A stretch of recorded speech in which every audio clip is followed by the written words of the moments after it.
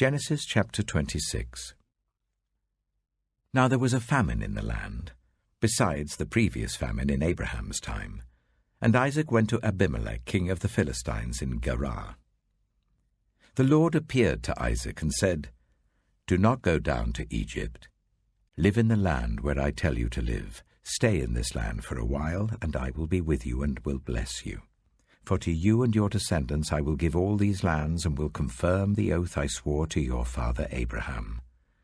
I will make your descendants as numerous as the stars in the sky, and will give them all these lands. And through your offspring all nations on earth will be blessed, because Abraham obeyed me and did everything I required of him, keeping my commands, my decrees, and my instructions." So Isaac stayed in Gerar. When the men of that place asked him about his wife, he said, "She is my sister," because he was afraid to say, "She is my wife." He thought, "The men of this place might kill me on account of Rebekah, because she is beautiful." When Isaac had been there a long time, Abimelech, king of the Philistines, looked down from a window and saw Isaac caressing his wife Rebekah. So Abimelech summoned Isaac and said, "She is really your wife. Why did you say, 'She is my sister'?" Isaac answered him, "Because I thought I might lose my life on account of her." Then Abimelech said, "What is this you have done to us? One of the men might well have slept with your wife, and you would have brought guilt upon us." So Abimelech gave orders to all the people, "Anyone who harms this man or his wife shall surely be put to death." Isaac planted crops in that land, and the same year reaped 100-fold, because the Lord blessed him. The man became rich, and his wealth continued to grow until he became very wealthy. He had so many flocks and herds and servants that the Philistines envied him. So all the wells that his father's servants had dug in the time of his father Abraham, the Philistines stopped up, filling them with earth. Then Abimelech said to Isaac, "Move away from us. You have become too powerful for us." So Isaac moved away from there and encamped in the valley of Gerar, where he settled. Isaac reopened the wells that had been dug in the time of his father Abraham, which the Philistines had stopped up after Abraham died, and he gave them the same names his father had given them. Isaac's servants dug in the valley and discovered a well of fresh water there. But the herdsmen of Gerar quarreled with those of Isaac and said, "The water is ours." So he named the well Esek, because they disputed with him. Then they dug another well, but they quarreled over that one also. So he named it Sitnah. He moved from there and dug another well, and no one quarreled over it. He named it Rehoboth, saying, "Now the Lord has given us room, and we will flourish in the land." From there he went up to Beersheba.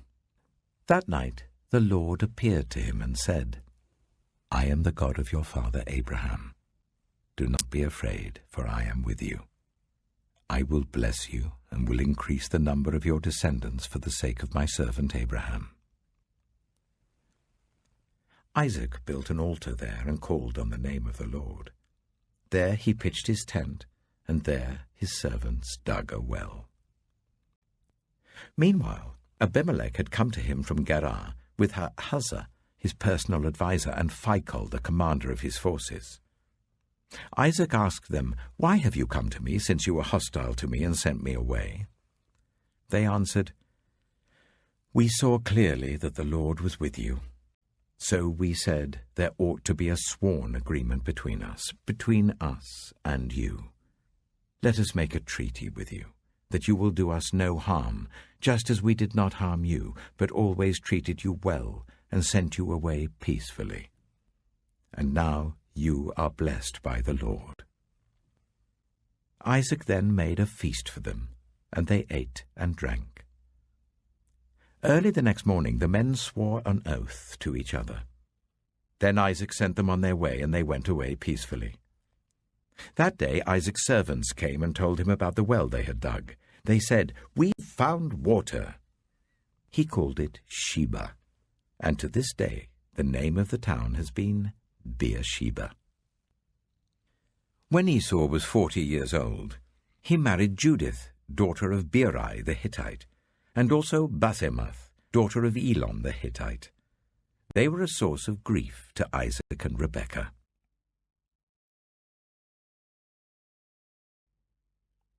Genesis chapter 27. When Isaac was old and his eyes were so weak that he could no longer see, he called for Esau his older son and said to him, "My son." "Here I am," he answered. Isaac said, "I am now an old man and don't know the day of my death.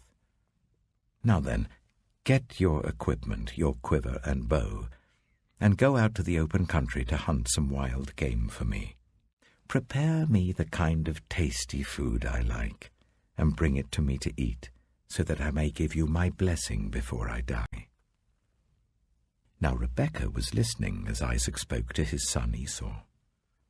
When Esau left for the open country to hunt game and bring it back, Rebekah said to her son Jacob, "Look, I overheard your father say to your brother Esau, 'Bring me some game and prepare me some tasty food to eat, so that I may give you my blessing in the presence of the Lord before I die.' Now, my son, listen carefully and do what I tell you. Go out to the flock and bring me 2 choice young goats, so I can prepare some tasty food for your father, just the way he likes it.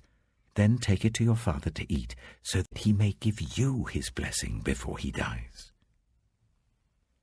Jacob said to Rebekah his mother, "But my brother Esau is a hairy man, while I have smooth skin. What if my father touches me? I would appear to be tricking him, and would bring down a curse on myself rather than a blessing." His mother said to him, "My son, let the curse fall on me. Just do what I say. Go and get them for me." So he went and got them and brought them to his mother, and she prepared some tasty food just the way his father liked it. Then Rebekah took the best clothes of Esau, her older son, which she had in the house, and put them on her younger son Jacob. She also covered his hands and the smooth part of his neck with the goat skins. Then she handed to her son Jacob the tasty food and the bread she had made.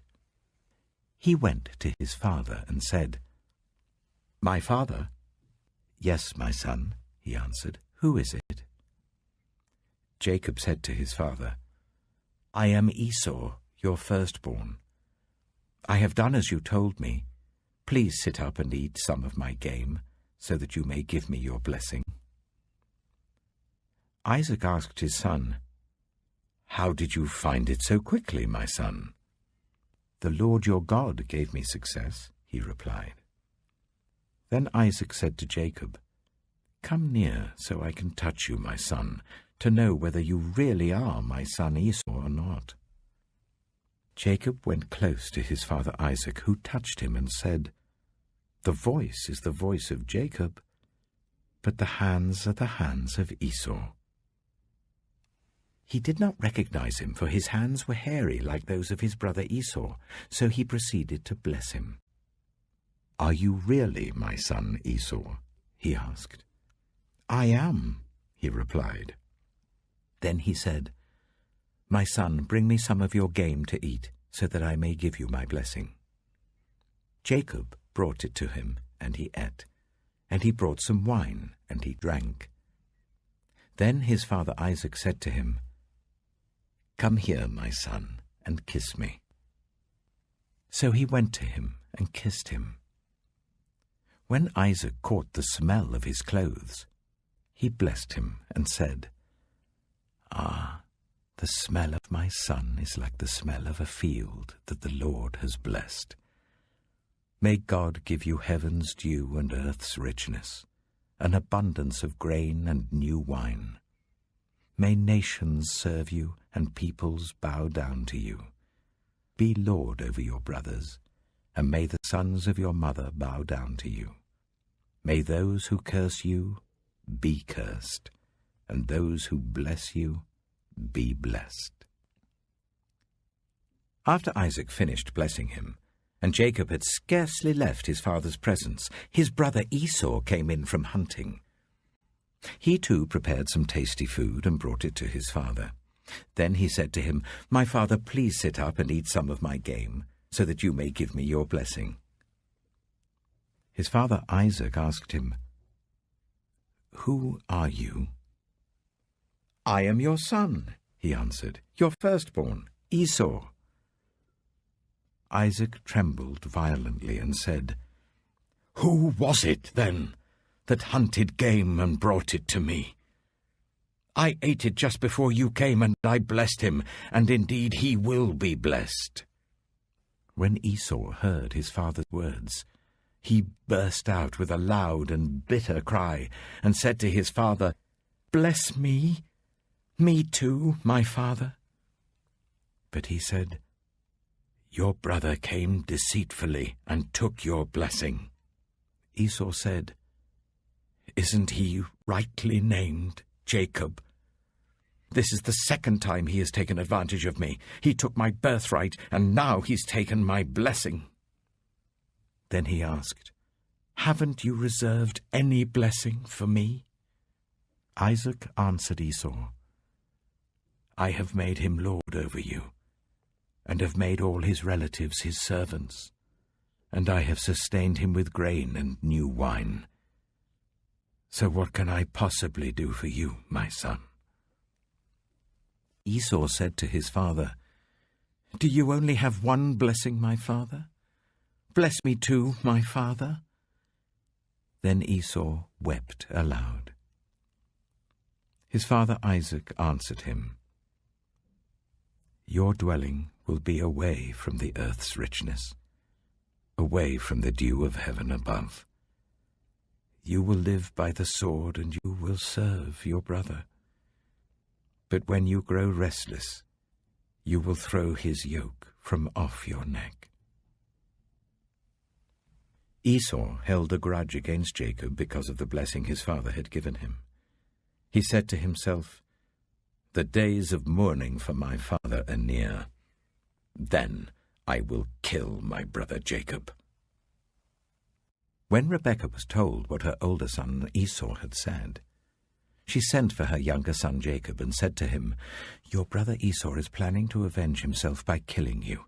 Now then, my son, do what I say. Flee at once to my brother Laban in Haran.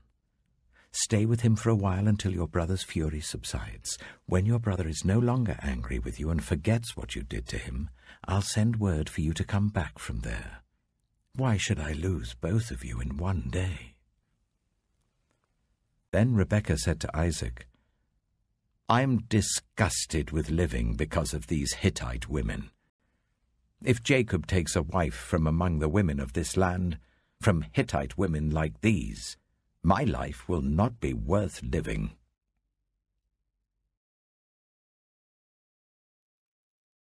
Matthew chapter 8. When Jesus came down from the mountainside, large crowds followed him. A man with leprosy came and knelt before him and said, "Lord, if you are willing, you could make me clean." Jesus reached out his hand and touched the man. "I am willing," he said. "Be clean." Immediately he was cleansed of his leprosy. Then Jesus said to him, "See that you don't tell anyone, but go, show yourself to the priest and offer the gift Moses commanded as a testimony to them." When Jesus had entered Capernaum, a centurion came to him asking for help. "Lord," he said, "my servant lies at home paralyzed, suffering terribly." Jesus said to him, "Shall I come and heal him?" The centurion replied, "Lord, I do not deserve to have you come under my roof. But just say the word, and my servant will be healed. For I myself am a man under authority, with soldiers under me. I tell this one, 'Go,' and he goes, and that one, 'Come,' and he comes. I say to my servant, 'Do this,' and he does it." When Jesus heard this, he was amazed, and said to those following him, "Truly I tell you, I have not found anyone in Israel with such great faith. I say to you that many will come from the east and the west, and will take their places at the feast with Abraham, Isaac, and Jacob in the kingdom of heaven. But the subjects of the kingdom will be thrown outside into the darkness, where there will be weeping and gnashing of teeth. Then Jesus said to the centurion, Go, let it be done just as you believed it would. And his servant was healed at that moment. When Jesus came into Peter's house, he saw Peter's mother-in-law lying in bed with a fever. He touched her hand, and the fever left her, and she got up and began to wait on him. When evening came, many who were demon-possessed were brought to him, and he drove out the spirits with a word, and healed all who were ill.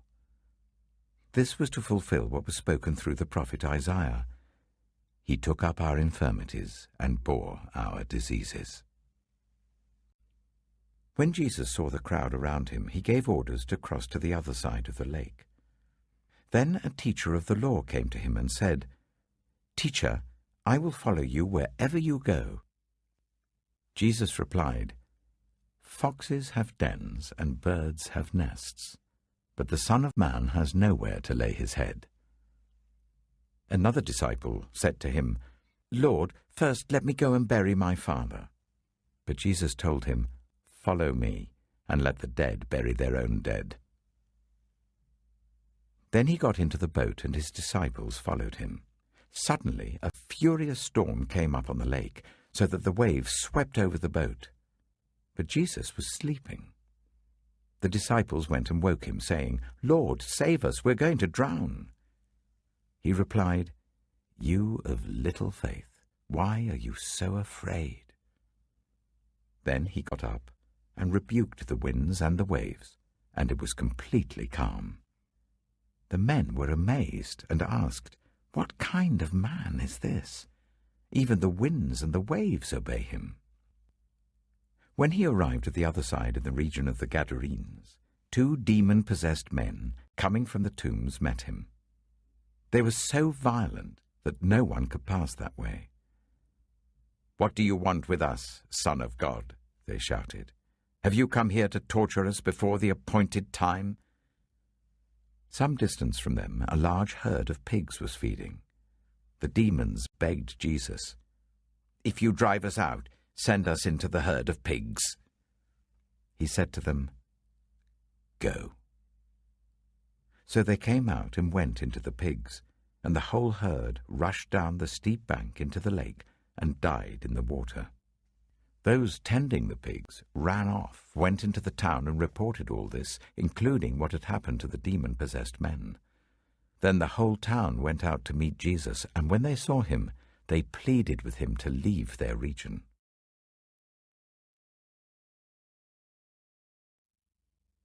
Psalm 11. In the Lord I take refuge.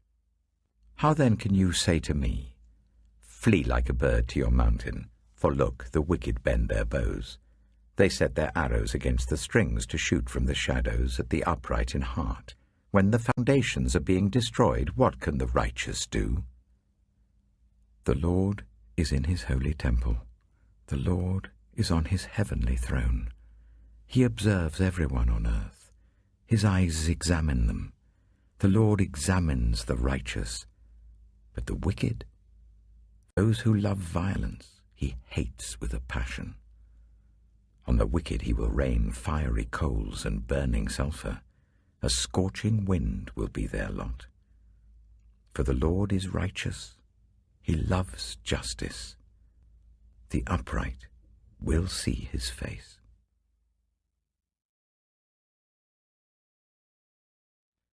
Proverbs chapter 11. The Lord detests dishonest scales, but accurate weights find favor with him. When pride comes, then comes disgrace, but with humility comes wisdom. The integrity of the upright guides them, but the unfaithful are destroyed by their duplicity. Wealth is worthless in the day of wrath, but righteousness delivers from death. The righteousness of the blameless makes their paths straight, but the wicked are brought down by their own wickedness. The righteousness of the upright delivers them, but the unfaithful are trapped by evil desires. Hopes placed in mortals die with them. All the promise of their power comes to nothing. The righteous person is rescued from trouble, and it falls on the wicked instead. With their mouths the godless destroy their neighbors, but through knowledge the righteous escape. When the righteous prosper, the city rejoices. When the wicked perish, there are shouts of joy. Through the blessing of the upright, a city is exalted, but by the mouth of the wicked it is destroyed. Whoever derides their neighbor has no sense, but the one who has understanding holds their tongue. A gossip betrays a confidence, but a trustworthy person keeps a secret. For lack of guidance, a nation falls, but victory is won through many advisers. Whoever puts up security for a stranger will surely suffer, but whoever refuses to shake hands in pledge is safe. A kind-hearted woman gains honor, but ruthless men gain only wealth. Those who are kind benefit themselves, but the cruel bring ruin on themselves. A wicked person earns deceptive wages, but the one who sows righteousness reaps a sure reward. Truly the righteous attain life, but whoever pursues evil finds death. The Lord detests those whose hearts are perverse, but he delights in those whose ways are blameless. Be sure of this, the wicked will not go unpunished, but those who are righteous will go free.